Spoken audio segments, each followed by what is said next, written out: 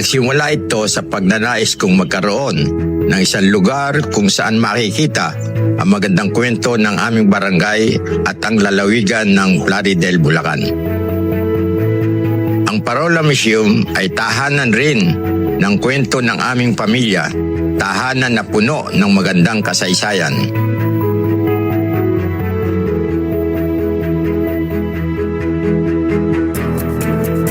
Ang kasaysayang ibibida ko ngayong umaga dito sa Barangay Coto.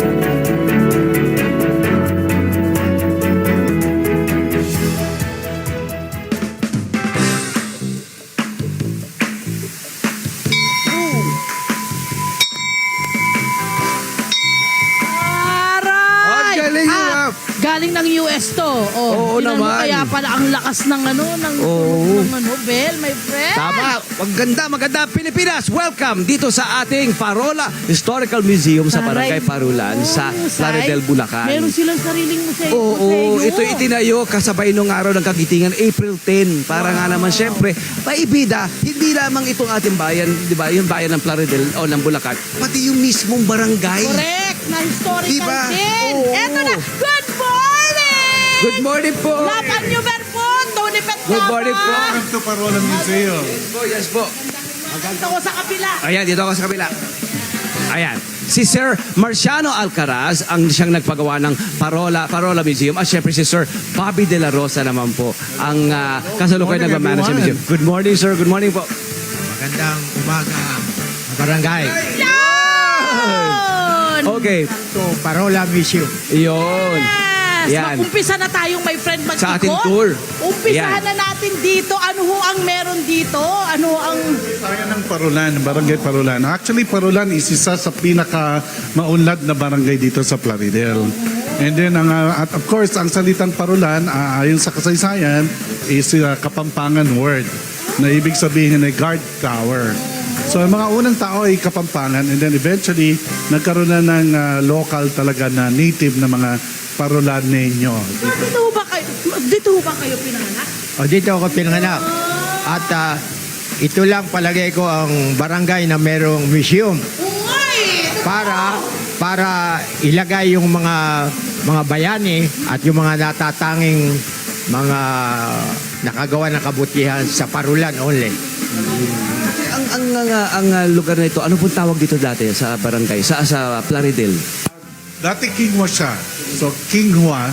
Tapos, pinalitan siya ng pangalan kaya siya naging Plaridel. Oo, wala kayo dyan. So, lalim ng- actually, is isa sa pinaka-makasaysayang town dito sa Bulacan. Remember, Napapasa ko doon, Battle of Kingwa. So, malaking bahagi ang Kinghua noon. Tapos, from Kinghua, naging Plaridel siya. So, our town is named after Kinghua. Marami From pa rin. Kinghua. Eto na, dito Marami pa tayo. rito. Eto may mga bayani, mga tinyente del barrio. Nakakatuwa. Taray! Gusto ko to. Simula noon, yung mga kauna-unahang mga Teniente del Barrio, mga kapitan, o hindi ba ng ating barangay? Nakuha itong mga picture na to, nagkalumalumaan. Sa barangay galing ito, record nila yan. Mga Dito naman sa kabila, mga ano ho honorees.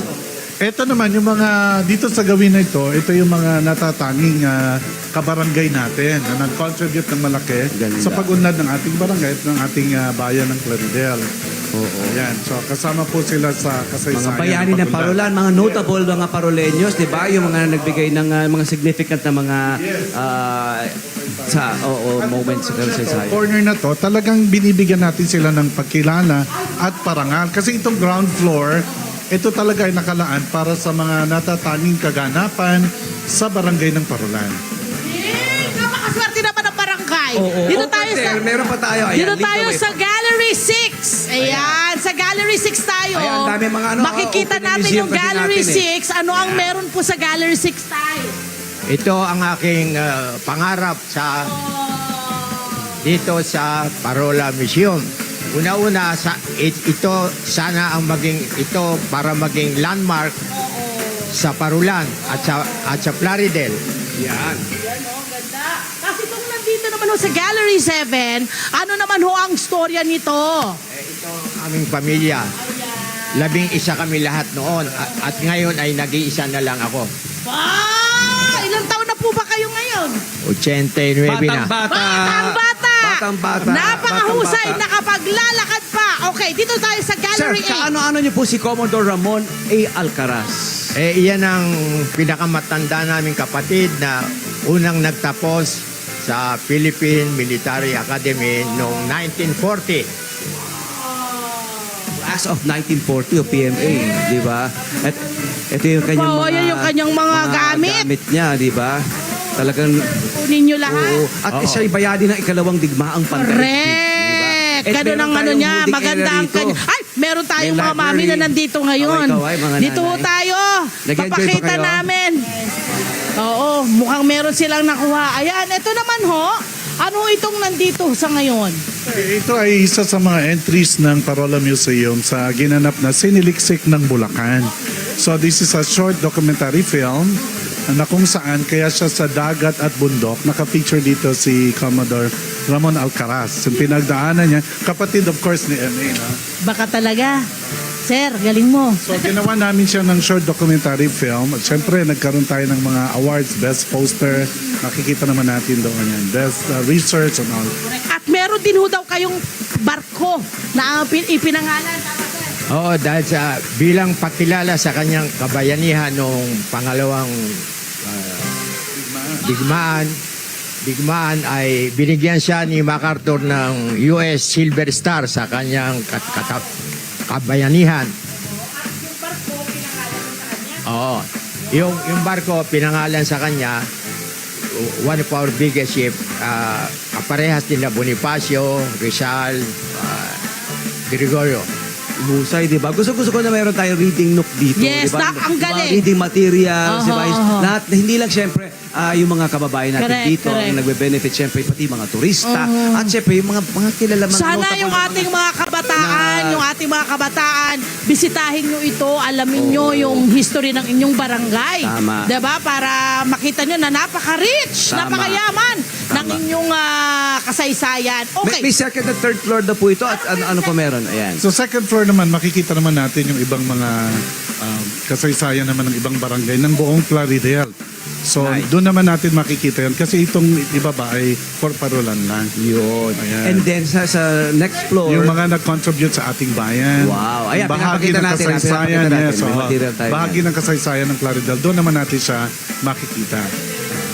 Okay, ang katanungang malupit. Oh. May bayad po ba? Wala! Walang bayad to. Palakpakan! Walang bayad. Araw po pwede or anong oras Libre. po pwedeng pumasok? Mag-ikot po. Bukas ito araw-araw maliban sa Huwebes at saka Linggo. Mula alas 10 hanggang alas 3 ng hapon. Okay, syempre nakita na namin ito, may munti na kayong museo. Meron pa bang goal? Meron pa ba kayong gusto na gawin? Basically meron. Yung third floor kasi ay iayos pa natin. Ha? Kasi sinasaliksik na namin lahat ng mga kabarangay at kababayan natin na may malaking contribution sa kasaysayan ng barangay at ng bayan. Of course, magkakaroon kami ng search sa natatanging Paroleño. Malapit na. Paroleño. So, gaganapin namin yan sa September kasi we're celebrating our first year anniversary. Congratulations bilang po. solid na Paroleño, Tay, sa inyong palagay, ano pong klaseng ugali o parang karakteristik ang kakaiba at natatanging Paroleño lang ang meron? Well, yung basically yung good manners and right conduct at saka yung pagmamahal sa sariling bayan. Love Tony